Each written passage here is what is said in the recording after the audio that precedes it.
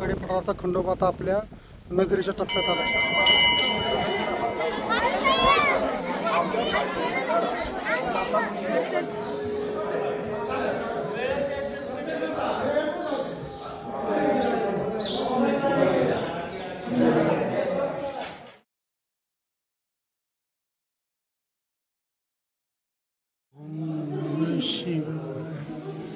हे बघा एकदम प्राचीन आणि इतकं जबरदस्त प्राचीन मूर्ती आहेत. ही मोगलांची करतूत. नमस्कार मित्रांनो, कशा आहात? बरे आहात? Good morning. आपलं सर्वांचं आपला चॅनल काशी केशर मध्ये सर्वांचं हार्दिक स्वागत. आज आपण जेजुरी, कानिपनाथगड आणि बुलेश्वर मंदिर या ठिकाणचा ट्रेक करणार आहोत. आज आपण सकाळी 5:30 वाजता तळेगाव मधनं निघालो. नवले ब्रिजच्या खालून कात्रज मार्गे खडी मशीन चौकातनं आपण बापदेव घाटातनं आता वर चाललेलो आहोत. बापदेव घाटाचं वातावरण सकाळचं एकदम मस्त पैकी आहे.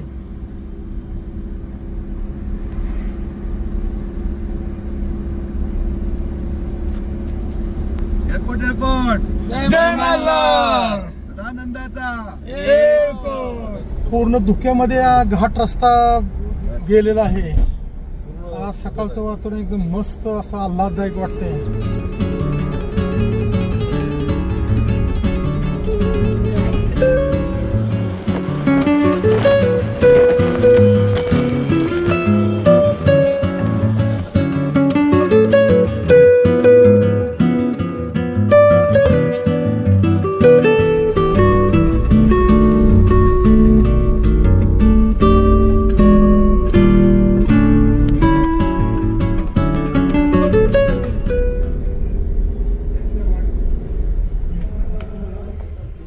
मित्रांनो, आपण आता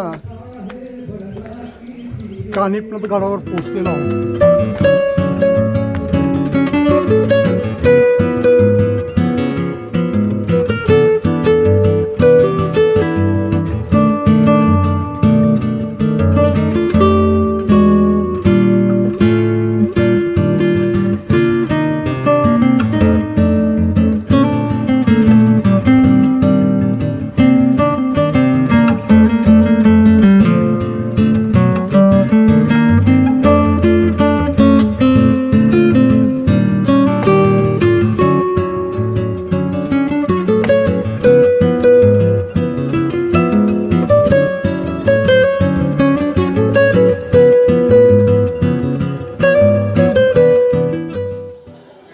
या ठिकाणच्या कानिपनाथ मंदिर आहे, त्या मंदिराला जो दरवाजा आहे तो एक दरवाजा नसून 2x2ची एक बोळ आहे. या बोळीमधून कितीही जाड माणूस असेल, कितीही हेल्दी माणूस असेल, तरीसुद्धा या भक्तिभावाने गेल्यास या बोळीमधून माणसाला मंदिराच्या गाभाऱ्यात जाता येतं आणि त्या ठिकाणी श्री कानिपनाथाचं दर्शन घेता येतं.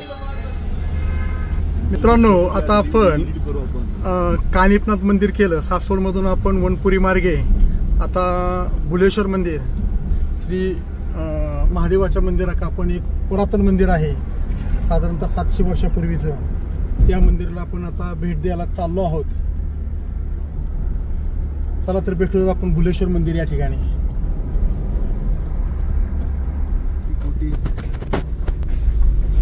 मित्रांनो, आता आपण बुलेश्वर मंदिराजवळ पोहोचलेलो आहोत. जवळजवळ हा जो समोर डोंगर दिसतोय तो बुलेश्वराचा डोंगर आहे.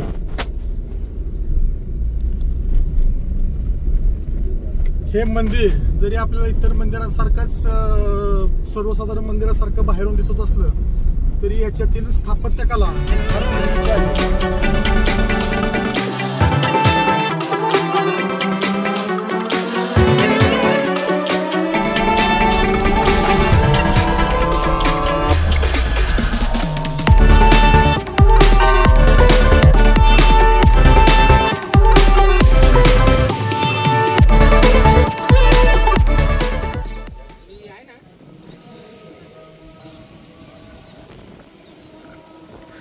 हर हर महादेव.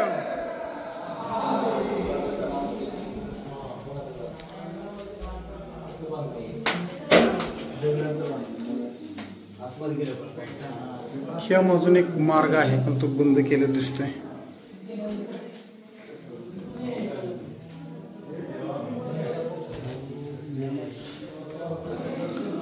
ओम नमः शिवाय. हे बघा एकदम प्राचीन आणि इतकं जबरदस्त बांधकाम आहे. श्री भुलेश्वर मंदिर हे साधारणपणे 700 वर्षापूर्वीचं बांधकाम आहे या मंदिराचं असं म्हटलं जातं. हे इतकं प्राचीन मंदिर असून सुद्धा आजही भक्कम आणि सुस्थितीत असं आहे.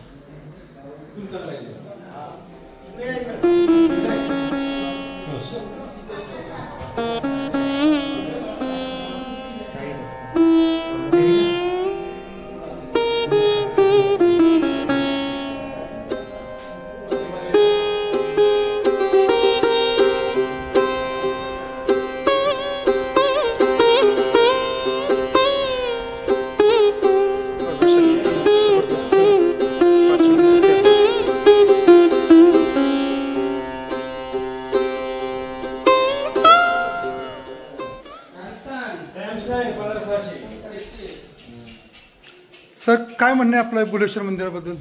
भुलेश्वर मंदिर अतिशय उत्कृष्ट बांधकामाचा एक आदर्श नमुना आहे. छान वाटलं या ठिकाणी येऊन, समाधान वाटलं.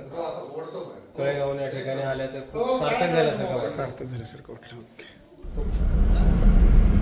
आता आम्ही भुलेश्वर मंदिर केलं आणि वाघापूर चौपल्या मार्गे आम्ही पारगाव शिवरी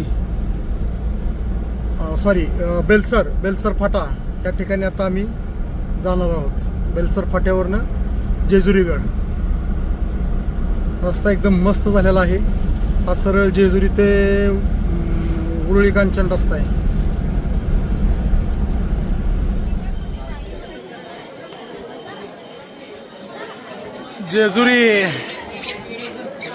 जेजुरीमध्ये आमचं मार्गदर्शन करायला पिसे भाऊसाहेब या ठिकाणी आलेले आहेत.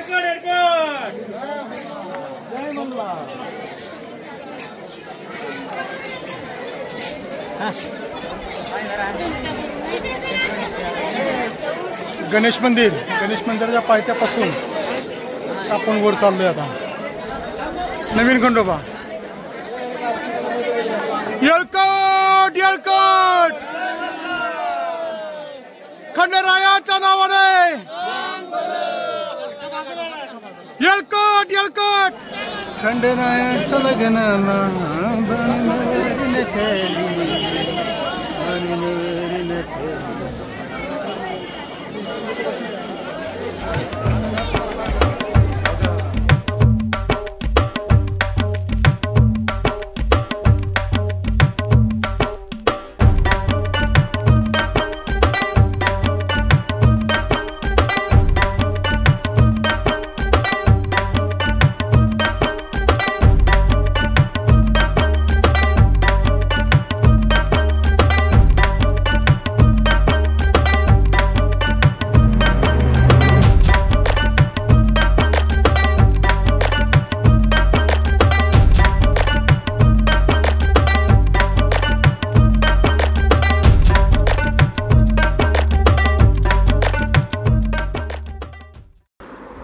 आम्ही जेजुरीमधील नवीन खंडोबा या ठिकाणचं दर्शन घेऊन आम्ही आता पारंपरिक मार्गाने जुना खंडोबा अर्थात कडेपठार खंडोबाकडे मार्गस्थ झालो आहोत. मित्रांनो, आपल्याला माझ्या चॅनलवरील माहिती आणि ट्रेक आवडत असल्यास आपण निश्चित माझ्या चॅनलला लाईक करा, शेअर करा आणि सबस्क्राईब करायला मात्र विसरू नका, ही आपल्याला विनंती आहे.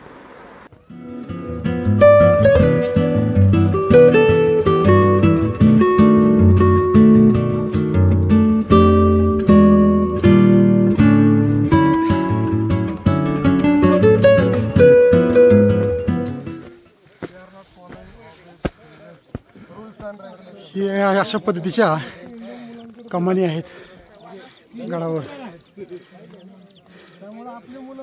हा बघा जेजुरीकडून जुन्या खंडोबा खालचा मार्ग जाणारा हा नवीन मार्ग केलेला. आणि इथं पुढं आपण आता जिथून नवीन खंडोबावरून आलो ते आपले खंडेरायाचं मंदिर.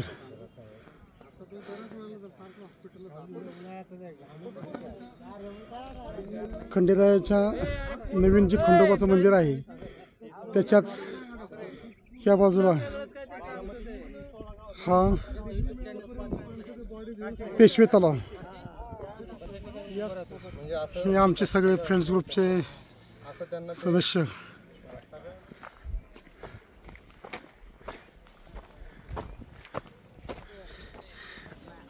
असे जुन्या खंडोबा जाताना असे डोंगराची पॅच आहेत थोडे थोडे, काही इतकं असं दमछाक करणारे नाहीत.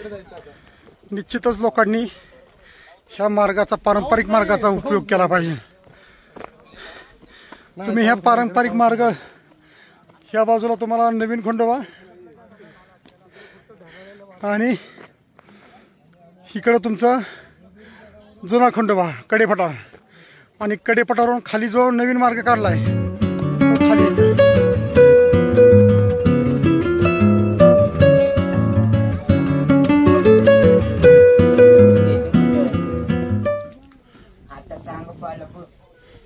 जागोजाग कमानी, त्या जुन्या कमानी, जीर्ण कमानी होत गेलेत.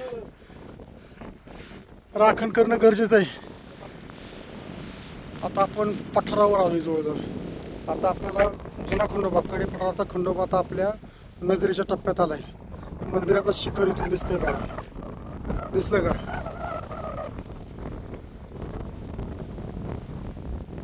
ध्वज दिसतंय. आता आपण कडेपठाराला जवळजवळ पोहोचलेलो आहे. आता कडेपठार देवस्थानची कमान आपल्याला इथं लागलेली आहे आणि आता आपण कडेपठाराला पोहोचलो.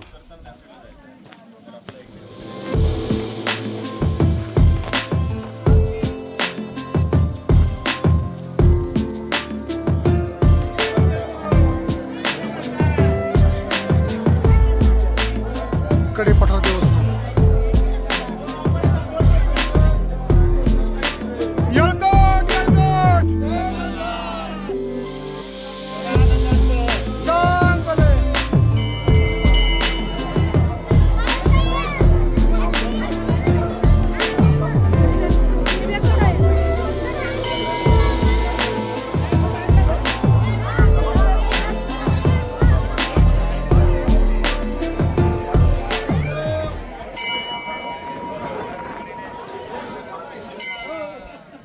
जुने खंडेरायाचं दर्शन झालं.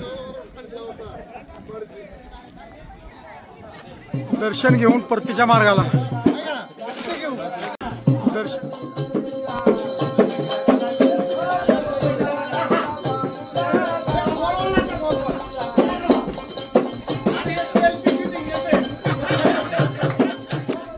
इथून दोन मार्ग चालू होतात, एक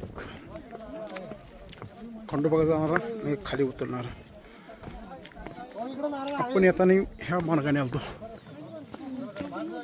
आता सरळ ह्या मार्गाने, दुसऱ्या मार्गाने आपण जाणार आहोत.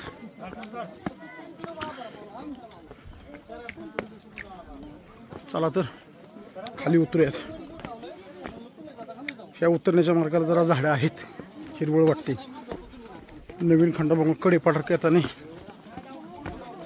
त्या रस्त्याला काही झाडं नाही ते अजिबातच.